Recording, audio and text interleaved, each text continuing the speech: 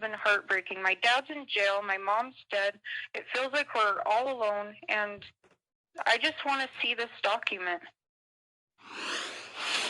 You know who that was? That was Emma Daybell. That's Chad Daybell's daughter, speaking and speaking to Chanley Pater, Core TV legal correspondent. It's an exclusive.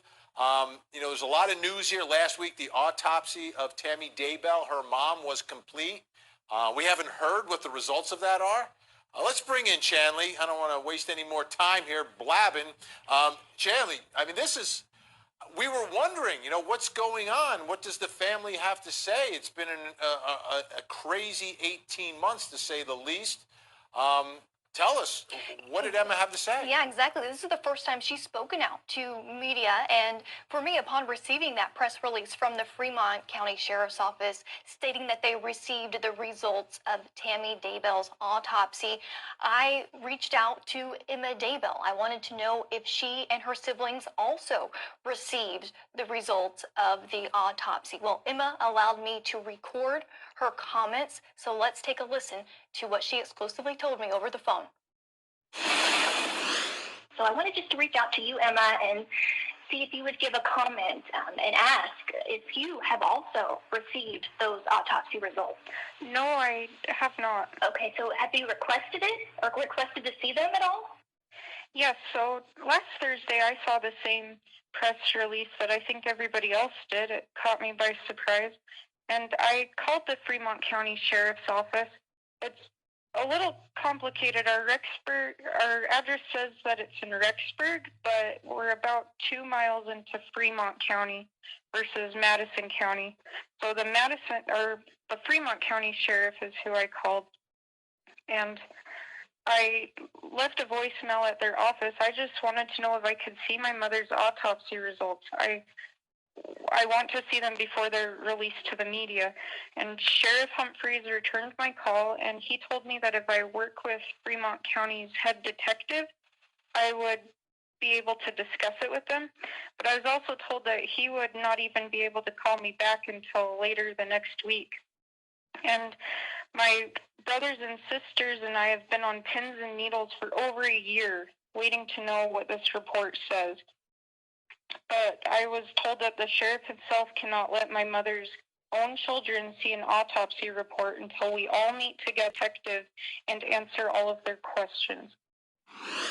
What else would the agreement involve for you to be able to see this autopsy report? We weren't supposed to talk about it with anyone, which feels funny as well. I don't understand why we would have to meet with a detective just to see a report. And it's something so private, personal, and sensitive that this isn't something that we would be going around talking about anyway. I just want to see the autopsy report. This is my mom.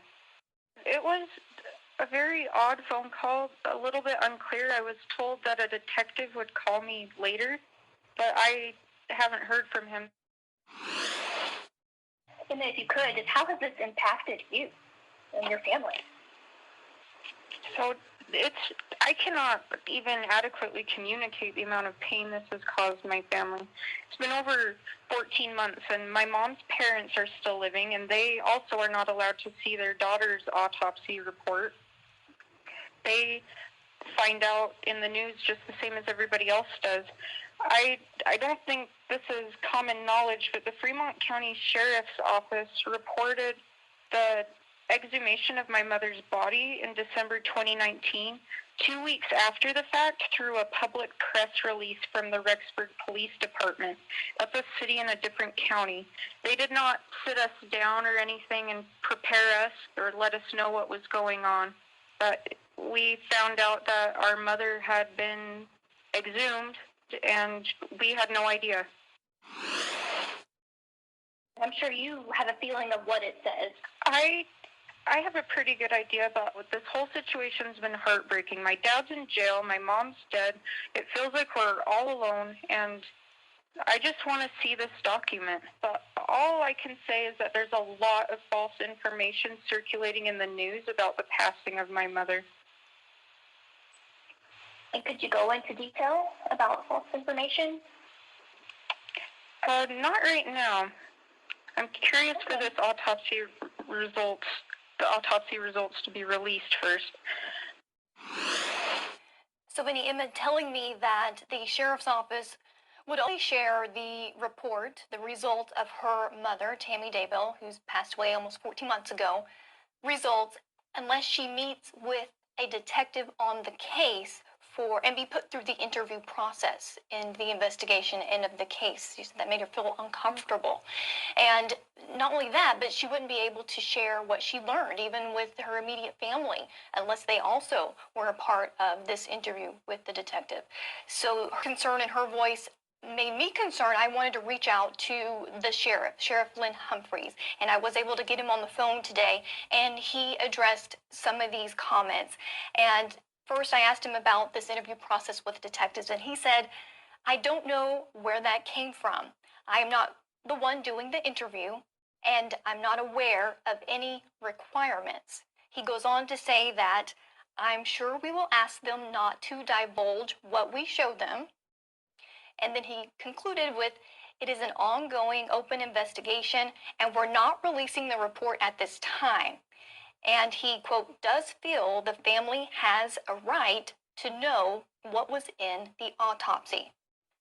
So he says the detectives would be the one to meet with them, that he didn't have any personal knowledge or didn't know anything about them actually having to answer questions with the detectives on the case investigating her mother's death. That seems to make sense, that the family should be able to see the autopsy results of their own mom. I mean, that's kind of unusual.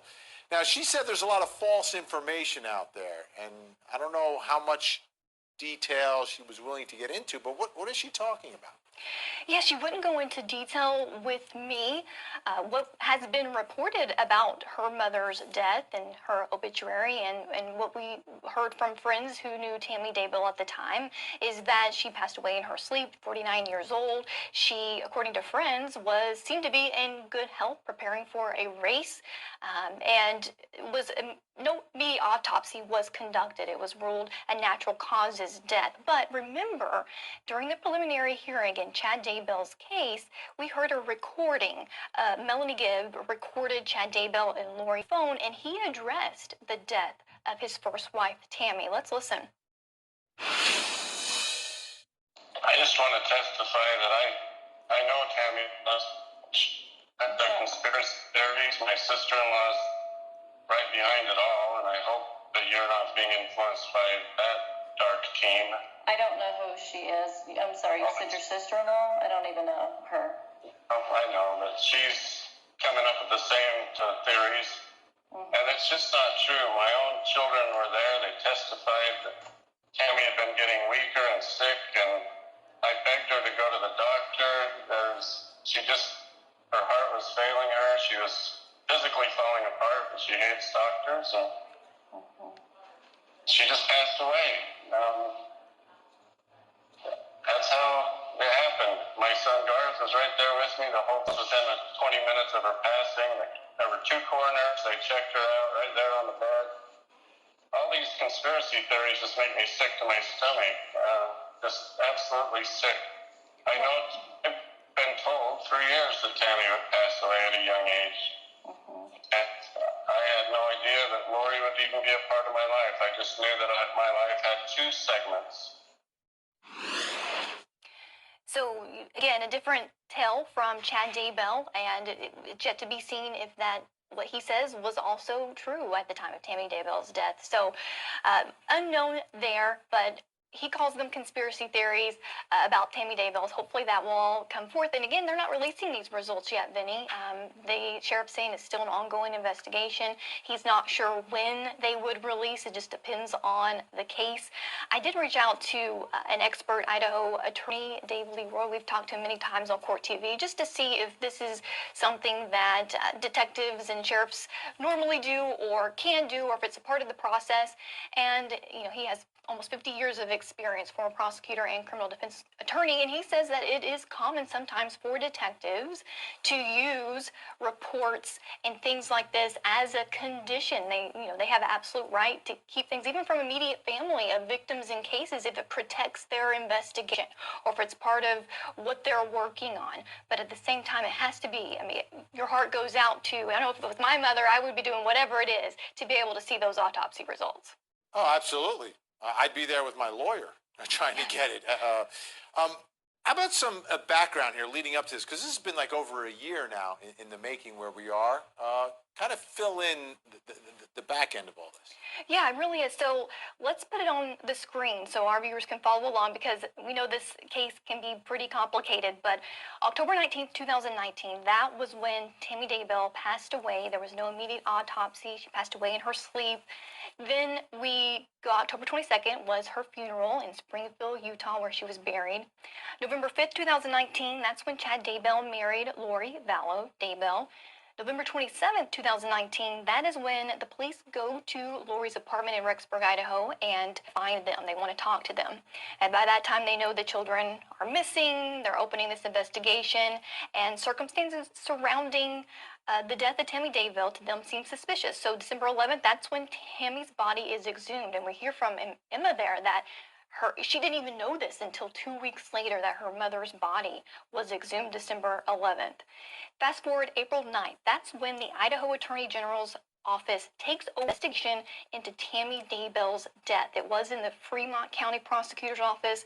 The Idaho Attorney General took over that, and that's when we learned that they're investigating Chad Daybell and Lori Vallow for conspiracy to commit murder and murder charges in that case. Well, February 3rd, 2021, Tammy autopsy is complete. The results are handed over from the Utah Medical Examiner's Office to the Fremont County Sheriff. Announcement, that's the press release we refer to. The next day, the Fremont County Prosecutor releases a statement. There's a newly elected Fremont County Prosecutor who says that she requested Tammy Daybell's case come back to her office. So now it's no longer being investigated by the Idaho Attorney General's office. It's being investigated locally by the Fremont County Prosecutor's Office. I did reach out to her today, and she did not return my comment.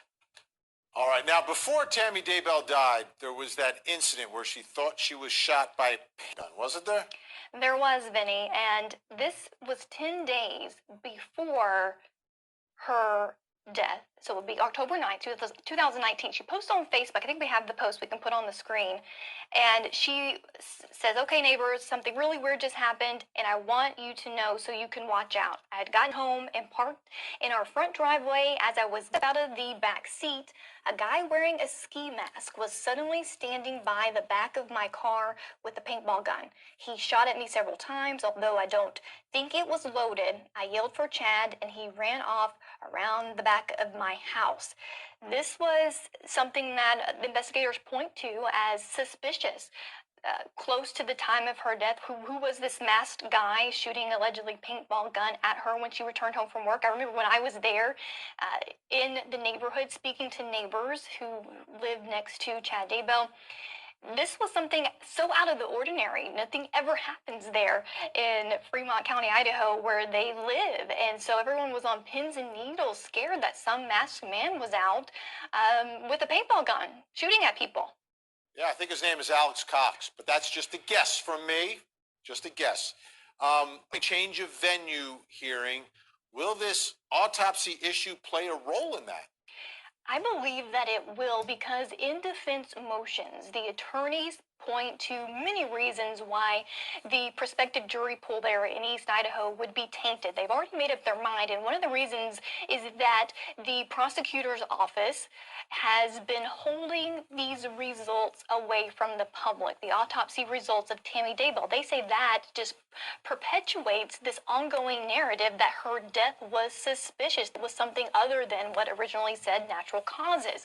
And keeping these results from the family, from the public from the investigation and not moving forward just further taints a jury pool. So I think we'll be expecting to hear more of that argument, and it's coming up March 22nd. It's a huge court hearing date for Daybell change of venue motion. Chad Daybell has a motion to dismiss on that day, so a lot coming forth in this hearing, and we'll keep our viewers updated.